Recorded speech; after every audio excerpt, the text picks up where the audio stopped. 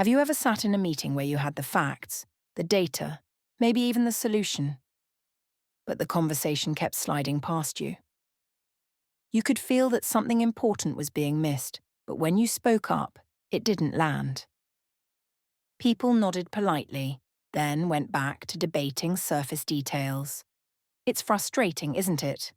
You know you're capable. You know you see connections others are missing, but somehow your words don't carry the weight you need them to. That's the problem this book is here to solve. It's not that you don't know enough. It's that in today's workplaces, knowing isn't enough. What matters is how you frame what you know, how you connect the small things to the big picture, and how you guide a room from scattered discussion to shared direction. That ability, to speak like a strategist, is what makes people listen, what builds credibility, and what lets your insight actually shape outcomes instead of being left behind. The truth is, most of us were never taught how to do this. We were taught to complete tasks, follow processes, hit deadlines. Useful skills, yes, but they don't automatically prepare you for those moments when the room tilts upward, when the conversation isn't about what to do today, but what direction to take tomorrow. In those moments, the people who can reframe, who can shift the lens from detail to direction, are the ones who stand out. They are the ones who are remembered after the meeting ends. So let's start by demystifying strategy. Forget the clichés for a moment. Forget the images of executives around glossy tables with endless slide decks. Strategy at its core is about linking where we are now to where we want to go and doing it in a way that others can see and follow. It's not about sounding clever, and it's not about hiding behind buzzwords. It's about creating a bridge between present reality and future possibility. And that bridge is built from words. Think about the last time you heard someone explain a decision so clearly that you thought, now I get it. I know what this means for me, and I know what to do next. That is strategic speech in action. It connects the dots. It makes complexity usable. And when you learn to do that, you stop being someone who just executes the plan and start becoming someone who shapes it. Now, why is this skill so important today? Because we live in an environment where speed and complexity collide. Technology is advancing at a pace that can feel dizzying. Artificial intelligence, automation, biotechnology, renewable energy systems, global platforms. Meanwhile, social expectations are shifting almost as fast. Customers demanding transparency, employees expecting flexibility, citizens insisting on sustainability. And then there are the networks we work in, global supply chains, political systems, cultural networks, all so interdependent that a disruption in one place can ripple everywhere. In such a world, strategy isn't a luxury, it's survival. Plans get outdated quickly. The shelf life of certainty is shrinking. What lasts is the ability to reframe, to guide people through change, to speak in ways that keep everyone oriented when the ground shifts. Let me paint a picture. Imagine you're an operations manager in a food company. You notice rising energy costs. Most people would just report the numbers and suggest trimming expenses. But you connect the dots. Energy costs are tied to new carbon regulations. So you say, if we redesign our process now, we'll be ahead of the 2030 standards, and we can market ourselves as a climate leader. That one reframing shifts the conversation from cost-cutting to competitive positioning. You've just spoken like a strategist. Or imagine you're a city planner. A proposal comes across your desk to add new bus routes. The technical team is treating it purely as a transport issue. But you say, what if we frame this as a public health improvement? Fewer cars, less air pollution, more walking, less stress. Suddenly, health agencies and community groups join the table. The project grows in scope and impact because of how you framed it. These are not isolated stories. They are examples of what happens when someone shifts the posture of a conversation. From task to trajectory, from detail to pattern, from personal role to whole ecosystem, from now to next. This is the mental posture of a strategist, and it lives not in documents but in dialogue. Let's clear away a few common misunderstandings. Strategy is not a to-do list. That's activity, not direction. Strategy is not jargon wrapped in PowerPoint slides. That's theatre, not clarity. Strategy is not reserved for the top of the hierarchy. It happens at every level, whenever someone frames choices and connects them to larger aims. And strategy is not one and done. It is a living conversation. So, what does it look like to speak like a strategist in practice? It looks like asking better questions. Questions such as, why now? Who else is affected? What ripple effects will this choice create? How does this align with the bigger purpose? Every time you bring one of these questions into the room, you widen the lens, you help others see beyond the immediate task, and that changes outcomes. Here's another example. A non-profit wins a grant. The team wants to run a familiar short-term project. But one person asks, if this is one-time funding, how do we make sure something still exists when the money is gone?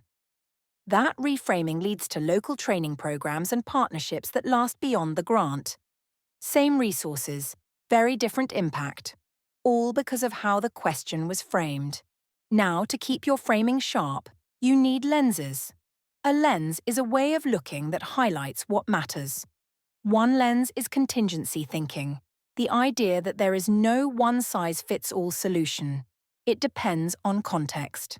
Another is open systems thinking, remembering that organizations are not machines sealed off from the world, but living systems constantly shaped by their environment. A third is the network perspective, recognizing that relationships are infrastructure, and that influence often flows through connections as much as through resources. And then there's the value co-creation lens, the understanding that value isn't just delivered to passive recipients, but created through interaction. These lenses prevent tunnel vision. They keep you from assuming that because something worked once, it will always work. They remind you that conditions change, that you're connected to others, that value emerges together. And when you speak through these lenses, your words carry both nuance and clarity. But even with good lenses, there are traps.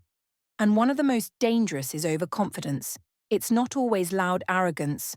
Often it's subtle, mistaking a bold goal for a strategy. Equating volume of slides with depth of vision. Assuming past success will automatically repeat. Ignoring weak signals because they seem too small. Surrounding yourself only with people who agree with you.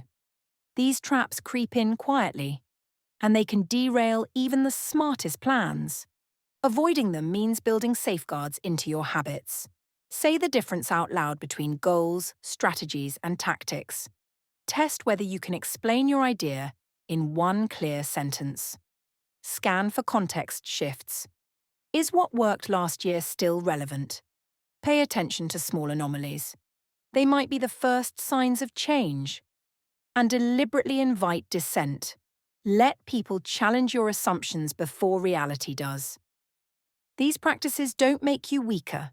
They make your strategy stronger. Another thing you cannot ignore today is technology. Technology is not neutral background anymore. It's an active player in every system. AI, blockchain, biotech, renewable energy, digital platforms. Each of these doesn't just change tools. They change who has power, how value flows, and what stakeholders expect. Ignore them, and you risk irrelevance. Chase every new shiny object without fit, and you risk distraction. Cling to outdated systems, and you risk rigidity. The middle path is deliberate technology management. That means asking, what problem does this tool solve? What opportunities does it create? What risks does it bring? How does it align with our strategic goals? When you speak about technology in those terms, you shift the conversation from what's new to what it means. That's the strategist's role. Not to know every technical detail, but to frame significance, to connect the tool to purpose. And here's something else to notice. Strategy is not just about analysis, it's about making things visible and memorable. That's why models and metaphors matter. A stakeholder map shows who's in the game and how they connect. A ladder shows how daily actions link up to higher purposes. A navigation metaphor reminds people that strategy is like steering a ship, constant course correction. These visuals and metaphors aren't decoration. They are how complex thinking becomes shareable. When people can see the picture, they can carry it with them. At this point, you might be thinking, all of this sounds useful, but does it really make a difference in my day-to-day work? The answer is yes, because strategy is not an abstract exercise. It's embedded in every conversation where choices are made. Every time you help people connect what's urgent to what's important. Every time you shift a detail into a direction. Every time you connect a task to a trajectory, you are exercising strategic influence.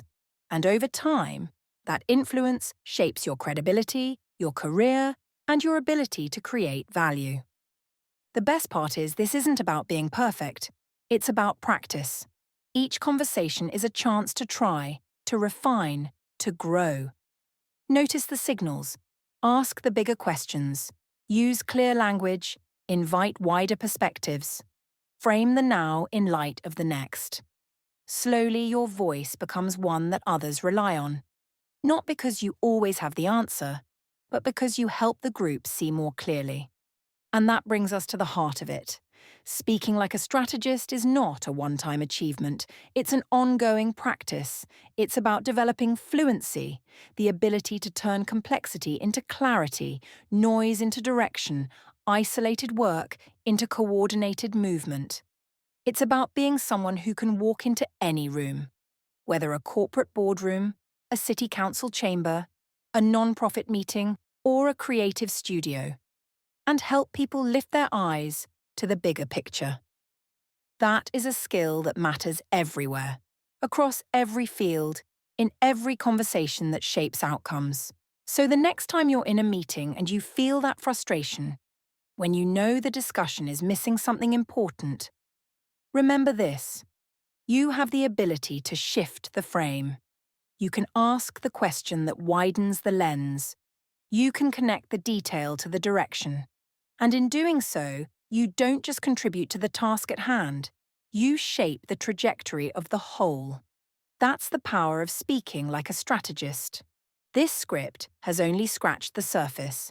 If you want to dive deeper into the tools, the examples, the stories, and the practical techniques that make this way of speaking second nature, then I invite you to read the book itself. It's called Speak Like a Strategist, Framing the Big Picture at Work. It's part of the Mastering Professional Conversations series, and you can purchase it right now as an ebook and paperback on Amazon for a low price.